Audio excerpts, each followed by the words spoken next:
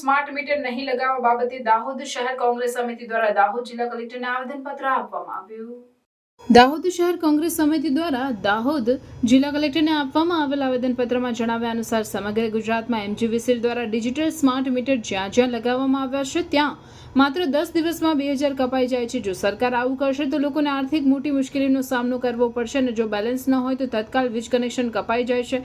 માટે digital smart meter કોઈપણ જગ્યાએ કોઈપણ ઘરે લગાવવા ન જોઈએ, કેમ કે અન્ય રાજ્યમાં મફત વીજળી અપાય છે તો આપણા રાજ્યમાં મફત વીજળી કેમ નહીં, કે 50 પૈસા કે ₹1 યુનિટ કેમ નહીં. જો આમ કરવામાં આવશે તો ગરીબ પરિવાર અને પછાત પરિવાર વીજળી વગરના થઈ જશે એવું ઘાટ થશે. સરકાર વિવિધ ઉત્સવોમાં રંગારંગ કાર્યક્રમો કરે છે અને કરોડોના ખર્ચાઓ કરે છે. પ્રજા બધું હવે જાણતી થઈ ગઈ છે.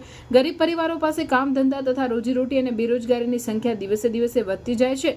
જેવી રજૂઆતો કરી દાહોદ શહેર કોંગ્રેસ સમિતિ દ્વારા દાહોદ જિલ્લા કલેક્ટરને રજૂઆતો સાથે જિલ્લા કલેક્ટરને આવેદનપત્ર પાઠવ્યું હતું.